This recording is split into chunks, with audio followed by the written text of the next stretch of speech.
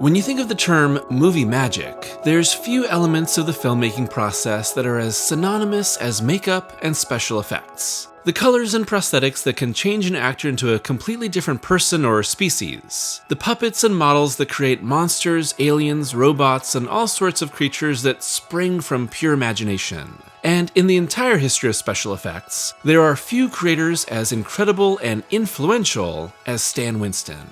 From the Terminator to the Xenomorph to the Predator to the dinosaurs of Jurassic Park and so much more, Winston created some of the greatest creatures in some of the most popular films of all time. And over the span of a nearly 4-decade career, Winston helped bring more than 80 different projects to life. Modern film would simply not be the same without Stan Winston, and among the many different special effects artists from across more than a century of film, he may just be the greatest. Not only that, but the stuff that he and the team at Stan Winston's studio made is simply amazing to watch in action, and really wonderful to learn about how it was made behind the scenes. It might be impossible to pick a favorite Stan Winston creation because there's simply too many amazing ones to choose from.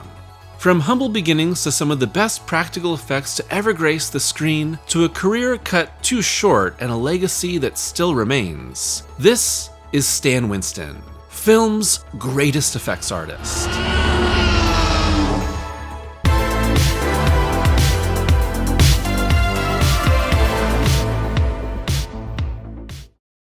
Stanley Winston passed away on June 15, 2008 at the age of 62 after a long battle with multiple myeloma, which is a cancer of the plasma cells. It's a life and career that's unfortunately cut way too short and too soon, but he left a lasting legacy that built and built from humble beginnings. Born on April 7, 1946 in Richmond, Virginia, Stan Winston clearly had a love of makeup and creatures at an early age, turning himself into a werewolf from scratch for Halloween as a 13-year-old.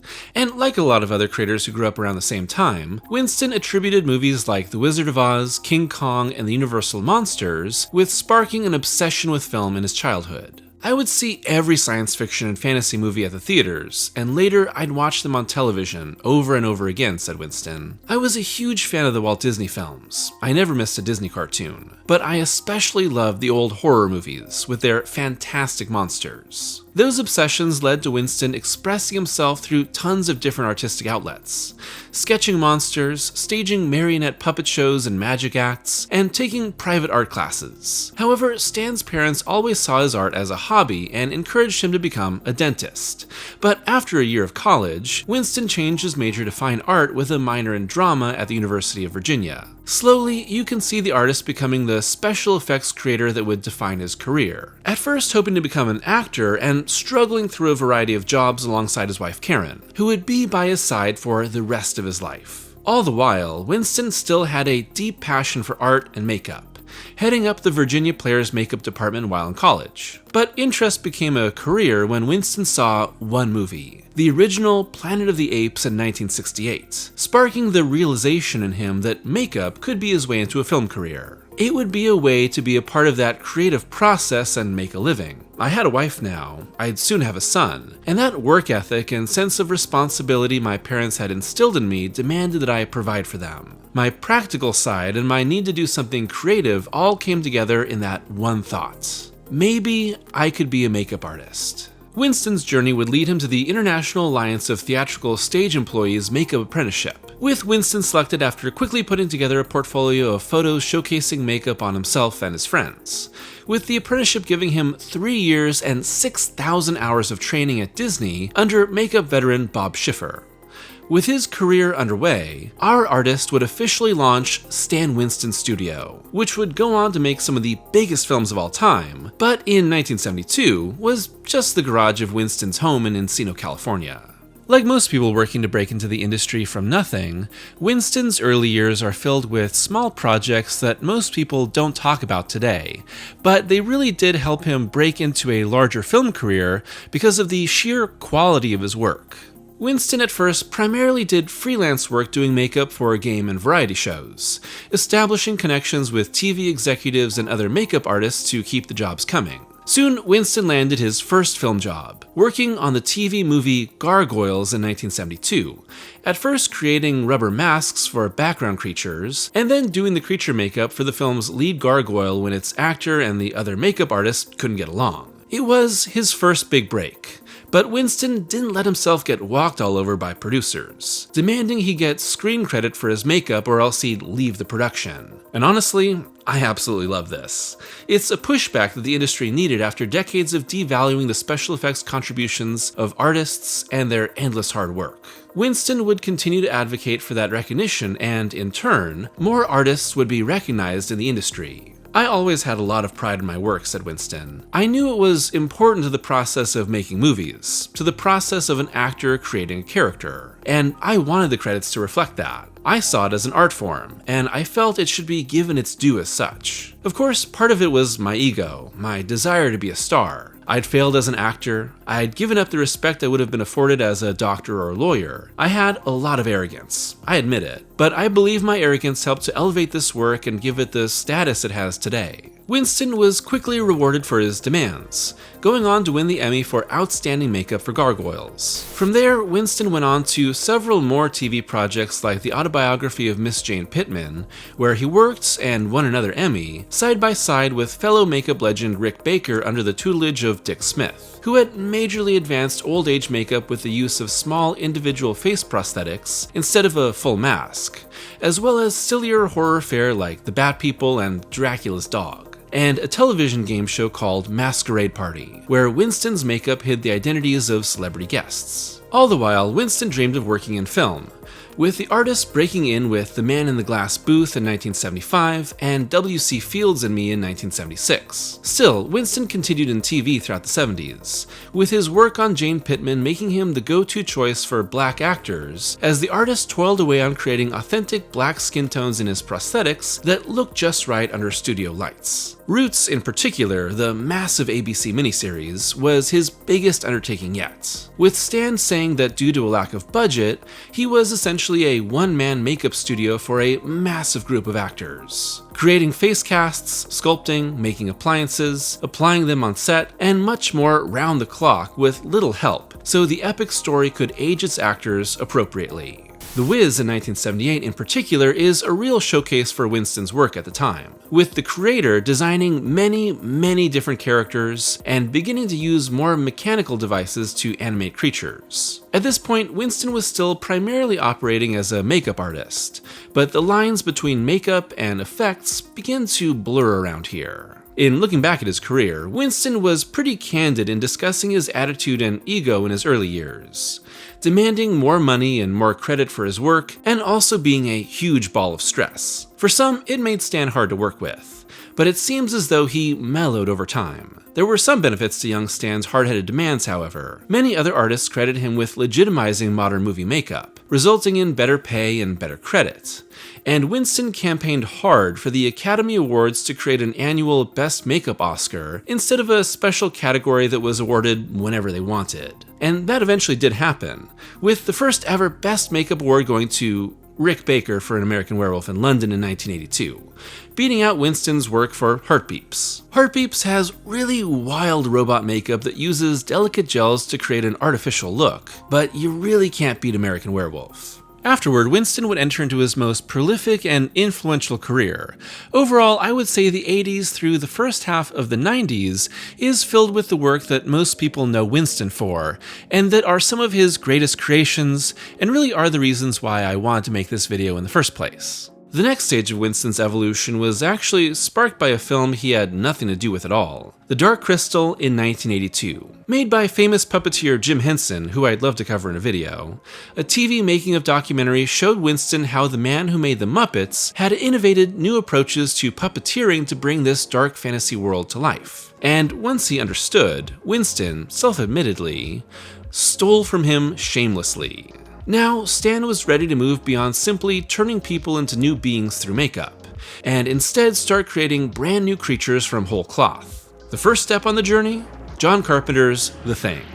I can't believe I'm talking about the thing again for the third time in 2025. I swear this wasn't the plan. Now, you may already know that the majority of the thing's incredible effects were made by Rob Bottin, but Bottin and crew were run ragged and falling behind during production, so Bottin reached out to Winston for help, specifically asking him to make the giant mutated dog thing that initially reveals the hidden alien horror in the kennel. And so Winston jumped on board and put his new puppeteering skills to use, using a mold of himself standing up with an outstretched arm in the classic puppeteer position to build the creature around, with Jim Cagle and Lance Anderson sculpting the monster and Anderson puppeteering it from below an elevated set. It's really ingenious because it looks completely unnatural, but once you realize that it's primarily an outstretched arm bringing it to life like Kermit the Frog, you can see just how it all works. The Thing is one of many films that Winston and his studio played pinch hitter for over the years, coming in to make a critical difference just in the nick of time. And here, Winston simply asked for a special thanks in the credits. Other projects at the time included Something Wicked This Way Comes, Dead and Buried, and an unfilmed, super monstrous, unmasked face for Jason Voorhees in Friday the 13th Part 3 that I think actually looks pretty sick. But Winston's entire career would change when he met James Cameron. Coming off the disastrous production of Piranha 2, Cameron and Gail Ann Hurd were in search of someone to bring the T-800 to life in their tech-noir horror film after realizing their plans to only use stop motion for the exposed Terminator wouldn't work. And after both Dick Smith and Rob Bottin recommended him, Cameron brought Stan Winston's studio on board. At the time, the studio was only a team of 5 people, but the demands of the Terminator led to Winston ballooning the team up to 20 and moving the company to a 1,000-foot industrial unit, built by Stan and his wife and run like a tightly managed doctor's office, with the studio taking on effects work for the infamously silly TV show Manimal when Terminator production was delayed by 6 months. Production on the Terminator created a close partnership between Winston and Cameron, as the director had already sketched out many of his ideas for the cyborg, leaving it up to Winston and his studio to realize the design as a full-size metallic puppet that could be used for both close-up shots and stop-motion movement. The Terminator endoskeleton is such a fantastic creation. It's so perfect you almost don't think about it, but every little choice behind its blending of human skeleton and mechanical pistons makes it really feel like an unstoppable monster that could be inside Arnold Schwarzenegger. As for Winston's other major contribution to the film, an animatronic replica of Arnie's head for the eye surgery scene, it really shows its fakeness on screen, but I don't know what else you could have done for the time and budget. The rest looks fantastic, with Winston actually second unit director for any creature shots in the movie. And with the Terminator a huge success with Winston Studios effects at the center, life was never the same. According to Winston, Terminator expanded my profile from only a makeup artist to someone who did character and creature effects. From there, you can really see this fantastic snowball effect for the studio as art, makeup, puppeteering, and animatronics all come together for some of the greatest creatures ever made. With Cameron and Winston a successful team, Stan Winston's studio was quickly brought on board for Cameron's follow-up film, which you might have heard of before, Aliens. But the studio was already committed to working on Tobe Hooper's concurrently produced Invaders from Mars, and so to deal with the extra workload, the studio soon ballooned into a team of 40 people. The challenge of making Aliens is that Winston and team had to follow up the ingenious work done by H.R. Giger and crew for Ridley Scott's original film. Here, there's plenty of iterating on existing creatures, with small changes like how Winston's xenomorphs are more insect-like and less biomechanical, and the scale is just so much bigger, featuring a huge hive of aliens, massive action, and big effects needed to create the most visceral moments. But Winston's biggest contribution, quite literally, is the Xenomorph Queen, the egg-laying master of the aliens created by Cameron in his script, and needing Winston and crew to stretch their techniques further than ever to bring it to life. The result is a 14-foot-tall puppet that contained 2 stunt actors inside to move its limbs, multiple crew members using poles to move extra arms and legs, a crane to keep the massive, spindly creature upright, and multiple radio control operators moving its features. It was a massive amount of work completed over the course of 7 months and happening simultaneously in both the US and London for the UK production. But the outcome is that both the Xenomorph Queen and Aliens as a whole is a thrilling experience of a creative team working at the height of their powers and really pushing themselves to achieve something greater. The coordination of the many different talents at Stan Winston's studio is what made something like the Queen not just impressive in its innovation, but feel truly alive on film. To make that happen, the Queen puppet needed to be reconfigured and controlled in many different ways, with the team constantly shifting their approach for each shot. And that's an important detail to keep in mind. When Winston made a creature out of an actor wearing makeup, the same costume and makeup could basically be reused for any scene with little tweaks here and there. When the studio made a creature as a puppet, dozens of different models were often needed for different movements, shots, and interactions. It's a tremendous amount of work needed to create a brand new being because one size simply does not fit all. But the combination of high quality work and a good film production means you always see it as the same being across an entire film. And with Aliens really putting its effects on full display, it's no surprise that it was the film that finally won Stan his first Oscar, here for Best Visual Effects. At the same time, the studio was suddenly thrust into the production of another film that was deep into filming and in serious trouble, Predator. And as we all know, Predator is the second greatest movie of all time, ranking just behind Evil Dead 2 and right above Kiki's Delivery Service, Chungking Express, Before Sunset, Shin Gojira, The Good, the Bad, and the Ugly, Rear Window, Tron Legacy, Jaws, and It's a Wonderful Life. But John McTiernan's film had stopped its production because the alien costume they'd had made by Boss Film Studios, who had suggested to not use this monstrosity, looked bad, was hard to film, and was worn by a very difficult Jean-Claude Van Damme. So, with the design needing to change for the film to work, Schwarzenegger suggested Winston after a really good experience together on Terminator. The first Predator design looked like a praying mantis and was, well, goofy.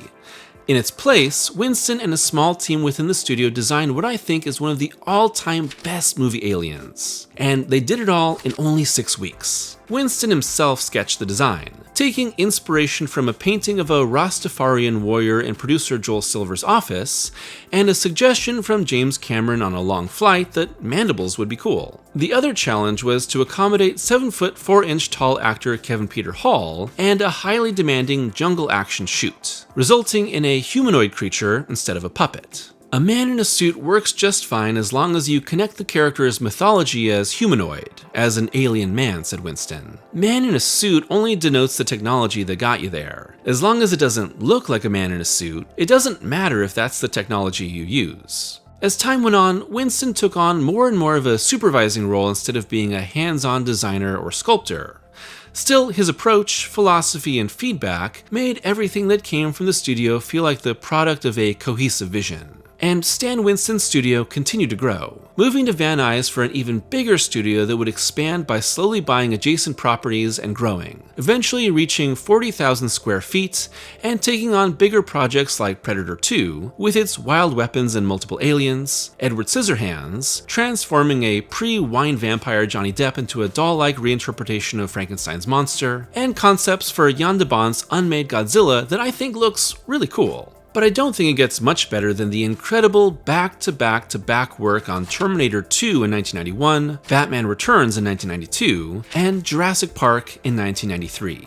While Industrial Light and Magic, another studio I'd love to explore in a video someday, was in charge of bringing the fully liquid metal T-1000 to life, the Winston studio would need to not only make Robert Patrick's human side a believable morphing machine, but give a returning Arnie even more jaw-dropping effects throughout. And of course, T2 as a movie is awesome, but the effects alone are worth a watch. And in the course of the 7 years between original and sequel, the studio had made massive advancements. Now, Winston and crew were making dozens of endoskeleton puppets, metallic modifications to Schwarzenegger and Robert Patrick, and creating lifelike models of the actors that had to be more damaged and more believable than ever. In particular, I love the endoskeleton from the film's opening, which is a fully chromed plastic hero puppet with multiple radio-controlled parts, the Pretzel Man damage for the T-1000, and Arnie's late-stage battle damage, which had to give the look of his exposed robot skull and eye while actually sitting on top of his face. It's phenomenal. Even today, the effects hold up because, while people are focused on the innovations with CGI at the time, the truth is that most of the effects are practical, escalating in insanity as the film reaches its climax.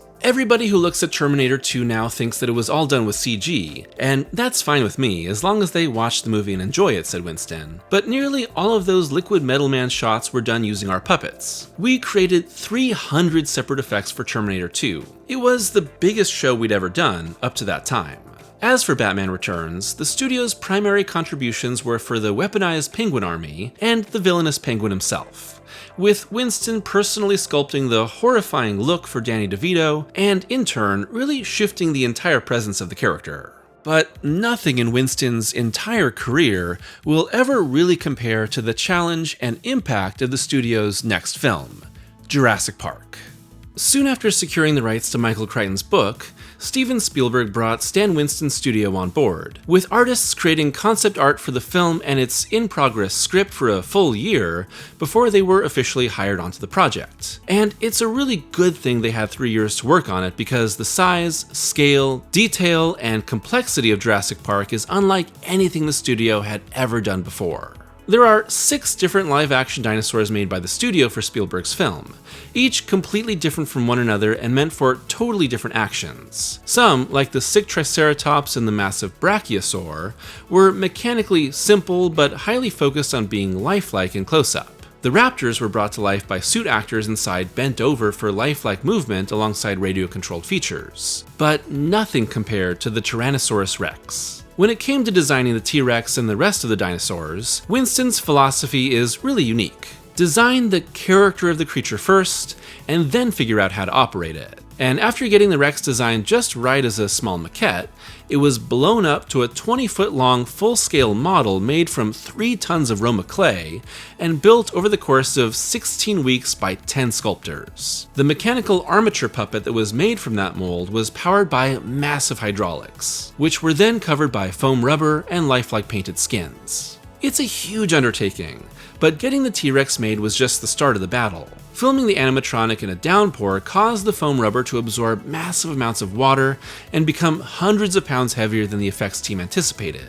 The result was a malfunctioning T-Rex and an operating crew struggling against sudden challenges and breakdowns, wringing the water out by hand over and over to save their work. But the end result is incredible. Jurassic Park is a real turning point in the history of CGI in film, with Spielberg's production initially going to use stop motion alongside CGI models. But when ILM's work proved to be far better than anyone expected, the stop motion aspect was ditched. But the majority of the dinosaurs on display throughout the film are still puppets, with CGI used for full body motion not possible with the mechanical creatures. And in both T2 and Jurassic, Winston's practical effects and puppets worked hand in hand with CGI, stunts, and pyrotechnics, transitioning from actor to model and back again for creations that could never fully be brought to life with practical effects. Still, what I think really makes the dinosaurs and cyborgs of these movies so memorable are their practical, real-life forms. The way they interact with the actors, the tension and immediacy of their actions, it's all because of how Winston made them not only remarkably detailed, but lifelike and believable. Again, character first, effect second. What's important to note is that while paleontologists' depictions of dinosaurs have changed in the decades since and made the original Jurassic Park dinosaurs incorrect, Winston and company were trying to stay true to the scientific theories of the time. Some things, of course, were changed for dramatic impact, like raptors being much bigger than in real life, but everything from skin texture to movement to environmental interactions were designed to really make you believe that dinosaurs had come back to life. Jurassic Park 2 and 3 would once again employ Winston's studio for mechanical creatures, but the amount of CGI would creep up from film to film. And while Winston had passed by the time the Jurassic World movies had arrived, their over-reliance on CGI and tiny amount of dinosaur puppets really hurt those movies from capturing the magic and believability of the original.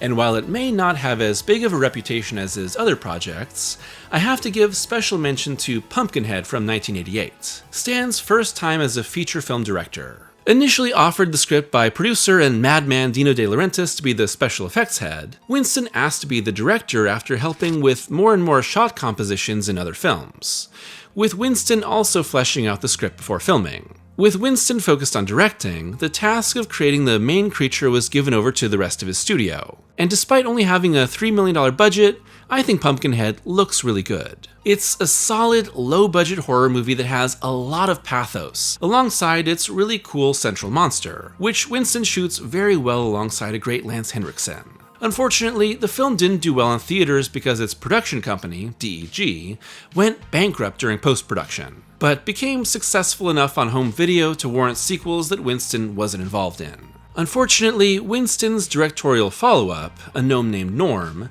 was shelved after being made when its own company, Vestron, went out of business, with the film eventually bought and released straight to video in 1990. And Winston's final directorial effort would be the extended music video for Michael Jackson's Ghosts, with a massive amount of monster and ghost makeup used for the film, which cost a then record-breaking $15 million. Underwhelming performances combined with how directing took him away from his effects duties meant that Winston never directed again. It's a shame because he was clearly talented behind the camera and could bring incredible effects to life in ways few other directors could, but I think the creations he was free to make instead more than made up for it. Alongside several side ventures like Stan Winston Productions, which made the Creature Features film series for HBO and Cinemax, the Stan Winston Creatures figure line, and MIT's Leonardo robot meant for AI experiments. This far into Stan's career, and with the studio putting out bigger and bigger projects at a faster and faster rate,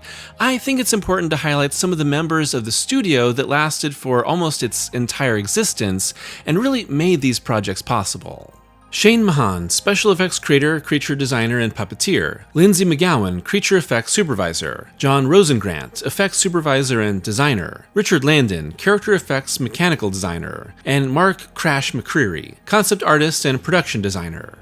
And that's just a few. While these and many more maintained a tenure at the studio for decades, many more came and went as Winston would expand his team for new productions and then have to release them as productions were finished and the studio waited for more work. But none of this would be possible without each of their contributions from conception to creation and into filming. One fascinating note about Stan's studio is that Winston prevented his team from unionizing, saying he didn't want his special effects crew to be limited by rules around what each could or couldn't do, and instead provide them with the flexibility to work on every type of movie-making craft. That seems suspicious, yet most people who worked at the studio stayed for decades, and detailed that Stan provided them with competitive wages, medical benefits, sick leave, retirement plans, and a healthy work-life balance. If it's all as good as it seems, the way Stan ran his company really shows what a genuinely good person he was, and illustrates him as the exception that proves how other studios should truly treat their employees. "There's nothing more important to me in my life than my family, and nothing will ever take over," said Winston. "I believe that's why the work shows as well as it is, because my work is not a sacrifice. My work is a joy. I'm not sacrificing my family for my work. I go in and I love what I do. I love nothing more than my family, and now grandkids." The rest of the 90s was an interesting time for Winston and company. By now, the studio had essentially innovated and stretched themselves so much that they could take on any type of work. And the following decade had a lot of human-animal hybrids, a lot of monkeys, some pretty cool aliens, and a 30-foot crocodile that had to be piloted like a submarine. One of the coolest, in my opinion, is Small Soldiers from 1998. With this being a story about toys at war, the studio had to go small instead of big, with the soldiers and monsters brought to life through rod puppeteering and battery-powered remote control. It's a movie that's sort of been forgotten, but anyone interested in Winston going a completely different route and still being crazy inventive should check it out. Of course, not every project that Winston worked on was great. The Star Wars Holiday Special, Terminator 3, Leviathan, The Island of Dr. Moreau, G.I. Joe, The Rise of Cobra, Doom, the Planet of the Apes remake, Earth vs. the Spider, but I would say that you can never discredit the work that Stan's team did on the project. However, this does highlight one major aspect of filmmaking that can make or break great effects and makeup: how these works of art are actually filmed. Even the best monster makeup is going to need the right lighting, production, framing, and overall work behind the scenes to look great, or else it's going to look really, really cheap, and all those hours and tons of money that have been spent to make it possible are just going to be thrown away. On the other hand, if you've got a Stan Winston creation, you're going to want to put it on screen as much as possible. Which is what makes something like The Relic so strange, with director Peter Hyams barely showing Winston's really awesome-looking hybrid creature in favor of very fast, obscured shots and CGI. Now, I like The Relic, but its shortchanging of a really unique monster is just disappointing. Looking at Pumpkinhead, you can see how Winston ideally shoots his own work. Lots of moody night shots, warm flickering candlelight, and angles that hide the limitations of the creation that would break immersion. But the creature is also on screen a lot, revealed more and more until the final showdown. Winston's creatures often lean toward the aggressive and animalistic instead of the fantastical and light, but they were always believable. When you look at the Predator unmasking for the first time, you don't think about it being an effect. You think, wow, what a terrifying alien. A lot like Ray Harryhausen, who I made a video about last year, Winston would pursue his art through sculpting bronzes in his free time as well. To Stan, a bronze statue and a monster puppet were both equally valuable works of art. Most people distinguish between fine art and this art form, which is considered commercial, said Winston. What they don't realize is that this is the Renaissance art of today. Michelangelo sculpted gargoyles. All the great Renaissance artists sculpted demons and creatures for churches, because churches were the paying customers of their day. Today, the film industry is the most reliable paying customer, and so we create sculptures for that medium. The final major innovation at Stan Winston's studio was the addition of computer animation. Shortly after working with ILM on Jurassic Park, Winston co-founded Digital Domain with James Cameron and Scott Ross in 1993, which has gone through many ups and downs in the decades since, but is still regularly making movies. As for why Winston would co-found a computer animation studio after a long career in practical work, his explanation was simple. I don't want to become extinct like the dinosaurs in Jurassic Park. However, Winston would eventually leave Digital Domain and bring digital animation in-house at Winston Studio, with concept artist Aaron Sims his sole digital artist for years, before the Stan Winston digital division slowly expanded in the early 2000s. Now, I wouldn't say that the digital division ever made anything as spectacular or groundbreaking as the practical effects work, but it makes complete sense as to why Stan would want his effects company to expand into digital. The studio was always growing and taking on more types of work. If it hadn't, it would have stayed with Stan doing makeup effects in his garage. Steven Spielberg's AI from 2001 is probably the biggest pairing of both digital and practical effects from the studio, helping to computer model puppets and create digital creations for the robot-centric film, while also augmenting actors with extensive makeup. However, the rest of the 2000s would begin to slow down for the studio with not as many noteworthy projects. The truth is that Stan was battling cancer, and in the final years of his life, Stan Winston Studios worked on several major projects that I feel really marked the transition point away from practical effects in major studio productions. The aliens in Indiana Jones and the Kingdom of the Crystal Skull, the practical suits for both Iron Man and Ironmonger in the original Iron Man, and the machines for Terminator Salvation. Sadly, Stan had struggled with multiple myeloma for 7 years and passed away on June 15, 2008 at the age of 62. Following his death, the Stan Winston studio would dissolve, with the last few films to bear Winston's contributions including Avatar and Shutter Island. Soon after, the Stan Winston School of Character Arts was founded by Stan's family, providing online courses in makeup and effects while longtime studio members Lindsay McGowan, Shane Mahan, John Rosengrant, and Alan Scott went on to create legacy effects.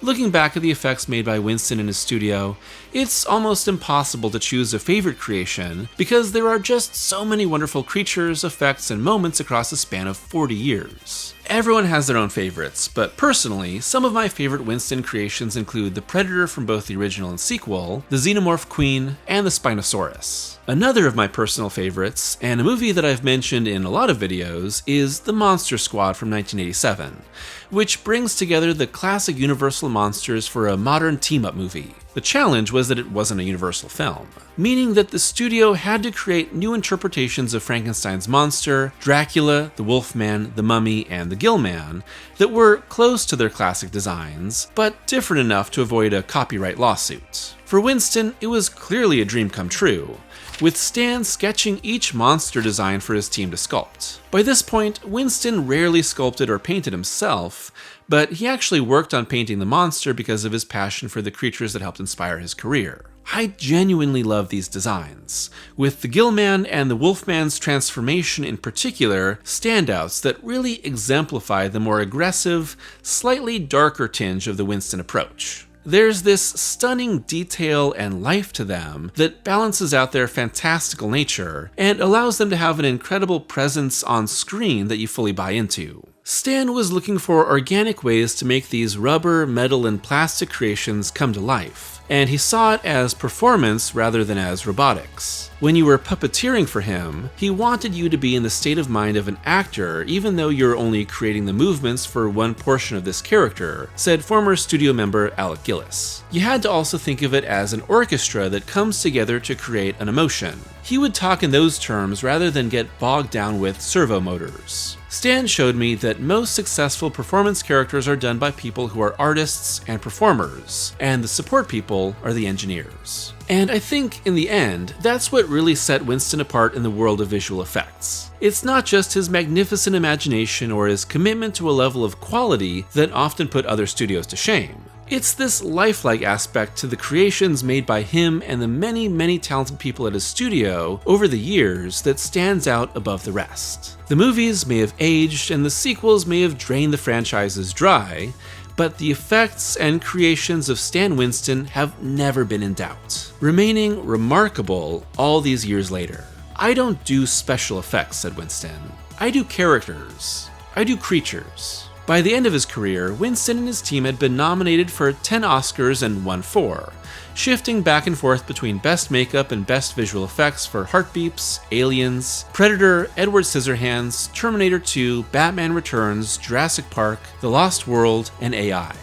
It's a wonderful recognition for the studio, and yet the reputation of Winston and his team far exceeds these awards. So many of Winston's creations are a permanent part of film history and pop culture, capturing the imaginations of millions and millions and inspiring countless generations.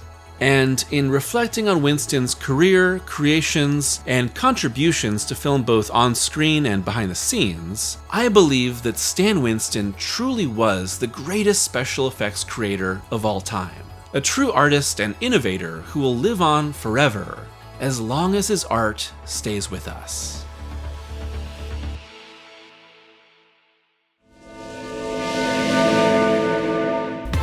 Thanks for watching today's video, and it was a true pleasure to talk about Stan Winston.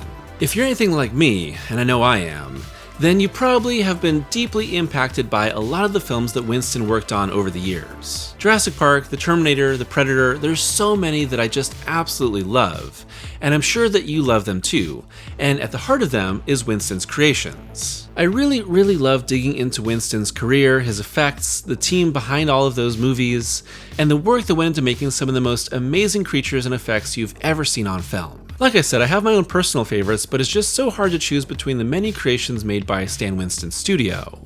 And I'd love to hear your own favorites too. It's been a real pleasure to dig into the history and life of another artist and everything he created over the years. Like I mentioned in the video, last year I did a video on Ray Harryhausen and his stop motion work, and I really loved doing that, so I wanted to make another video in the same line. I have some other ideas on creators that I'd love to cover and talk about all of their effects, but I'd also love to hear your picks for videos about special effects creators, makeup artists, and plenty of other creators behind the scenes in some of the best movies of all time. I have my ideas, but I'd love to hear yours. As always, a special thanks to my members and patrons for their continued support. And if you'd like to be a member or patron, it's only $2 a month for early access to every video and exclusive member and patron only reviews, with this month's review chosen to be Old Boy. So until next time, I hope that you're taking care of yourselves and appreciating the work of Stan Winston, the greatest of all time.